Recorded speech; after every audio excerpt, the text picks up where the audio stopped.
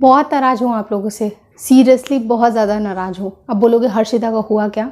ऐसे स्टार्टिंग में कभी भी करती थी अपनी वीडियो की? नहीं, लेकिन मैं ज़रूरी एक बात बोलूँगी, आप लोग मेरी अदर वीडियोज़ इतने ज़्यादा क्यों नहीं देख रहे हो यार? बस 1000 व्यू 1200 व्यू प्लीज़। और जेंडर प्रेडिक्शन अगर मैं डाल दूँगी तो बस आप लोग देखना शुरू कर दोगे, पता नहीं क्यों। और जबकि आपको मैं बार बार मैंने बताया है कि इसका मतलब इरिलेवेंट चीज़ है, इसका कोई आप किसी तरह का कोई डेवलपमेंट कहीं नहीं होता, बल्कि स्ट्रेस ही होता है। तो प्लीज़ थोड़ा हो गया, चलो क्यूरियोसिटी के लिए देख लिया। बहुत सारे एक्सपीरियंस है मुझे दोनों प्रेगनेंसीज़ को लेके, और जैसा कि आप लोगों को पता है मेरी एक अनसक्सेसफुल प्रेगनेंसी थी, उसके भी ऊपर आप लोग मुझे कमेंट ही नहीं करते हैं आगे क्या हुआ, क्या बताऊँ मैं आप लोग को। लेकिन फिर भी झक मार के मैं आप लोग के लिए एक वीडियो लेके आई हूँ। बहुत ज़्यादा रिसर्च करने के बाद मुझे खुद पता चला है कुछ चीज़ें, तो मैं डेफिनेटली आपको बताऊंगी कि आप अपने लिए मनचाही संतान कैसे डिसाइड कर सकते हैं, कैसे मतलब फाइंड कैसे कर सकते हैं। देखो ऐसे तो डिसाइड तो सब कुछ भगवान ही करना है, तो अल्टीमेटली यही होता है, लेकिन आप लोग ट्राई तो कर सकते हो। देखो ये चीज़ें जो मैं भी बताने वाली हूँ ना, ये साइंस इसको बिल्कुल भी प्रूव नहीं करता है। अभी आपको क्लियर कर दूँ, और मेरा चैनल इस तरह की कोई भी डिस्क्रिमिनेशन नहीं करता है। आपको पता है मेरे नेचर को, तो आपको पता है ना कि मैं बिल्कुल भी डिस्क्रिमिनेशन नहीं करती हूँ। बट झक मार के आप लोगों के लिए मुझे ये वीडियो बनाने पड़ रहे हैं मजबूरी में। तो प्लीज़ मेरे अदर वीडियोज़ को भी देखिए, हाथ जोड़ के बोल रही हूँ, बहुत फ़ायदेमंद होंगे आपके लिए डेफिनेटली फॉर श्योर। अभी स्टिक कर लेती हूँ अपने पॉइंट पे, नहीं तो आप लोग ये भी स्किप करने लगोगे। देखो सही बात है, ये साइंस इसको प्रूव नहीं करता है, लेकिन हिंदू रीति रिवाज से इसको बहुत ज़्यादा मान्यता मिली है। देखो मेरी बेटी भी रोने लगी, एक मिनट। अभी जो मैं एक वीडियो शो करूँगी ना अपने पेपर, उस पर डायरी पे मैंने लिखा हुआ, तो आप उसको ज़रूर देख लीजिएगा। और वो नेक्स्ट अभी को कंटिन्यू करती हूँ, अभी बस रोने लगी है, मैं जा रही हूँ। Thank you so much for watching twins my world. तो यहाँ देखिए दोस्तों, आपको बहुत ही अच्छे से ब्रीफली मैंने समझाने की कोशिश की है। मुझे पूरा विश्वास है कि आपको समझ में भी आ जाएगी। देखिए कुछ चीज़ों का जान लेना काफ़ी ज़रूरी होता है। पहली बात, ये जो जैसे हम लोग इस चीज़ को कैलकुलेट करते हैं, तो हमें एक पक्ष होता है, यानी पक्ष कहने का मतलब फोर्टनाइट, जिसे हम पखवाड़ा भी कहते हैं। इसमें होता क्या है कि इसमें दो पक्ष होते हैं, एक शुक्ल पक्ष होता है और दूसरा कृष्ण पक्ष होता है। और ये दोनों 14-14 दिन के होते हैं, और जो मंथ में कंप्लीट 30 डेज़ होते हैं, तो ये 14 + 14 और 2 दिन रहे आपके पूर्णिमा और अमावस्या के। तो अभी होता क्या है शुक्ल पक्ष में कि जैसे ही आपका जो चांद है, अगर वो बढ़ता हुआ रहेगा, यानी कि उसकी साइज़ अगर बढ़ रही है, तो ये कंप्लीट जो 14 डे उसे हम शुक्ल पक्ष कहते हैं। और जिस समय कृष्ण पक्ष कब कहते हैं, कृष्ण यानी काला, इस समय चांद घटता हुआ रहता है, यानी कि चांद की जो साइज़ है वो घटती हुई अगर रहेगी, और उस समय हम इसे कृष्ण पक्ष कहते हैं, जो कि 14 डेज़ का होता है।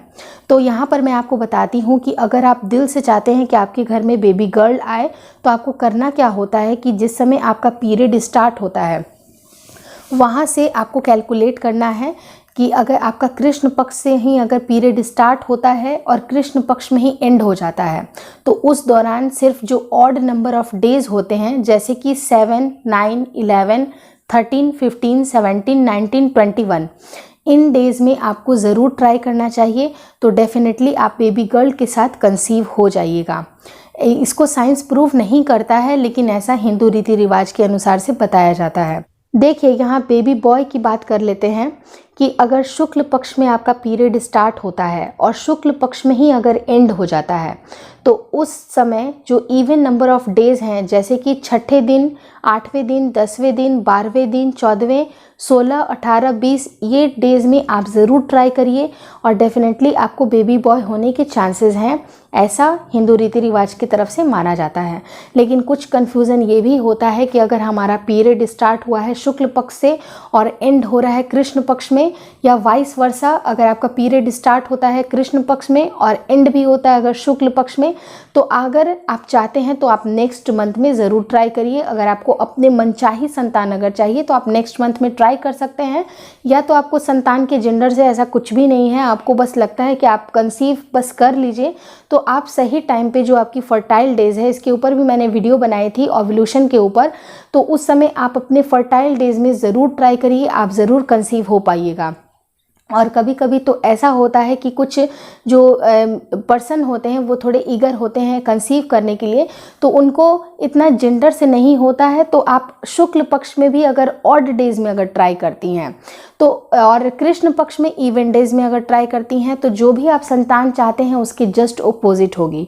जैसे शुक्ल पक्ष में अगर कभी कभी ऐसा होता है कि ज़रूरी नहीं है कि उस दिन आपका गर्भ ठहर ही जाए, लेकिन अगर आप ऑड डेज में ट्राई करती हैं तो आपके ऑपोजिट सेक्स, यानी कि अगर आप लड़की चाहती हैं तो आपको लड़का होगा, अगर लड़का चाहते हैं तो आपको लड़की होगी।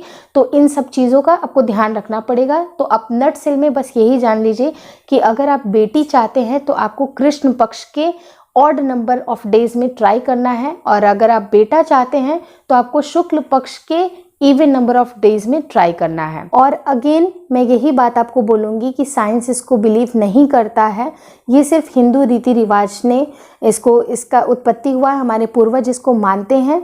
और मेरा चैनल इस तरह की जेंडर डिस्क्रिमिनेशन को बिल्कुल भी सपोर्ट नहीं करता है।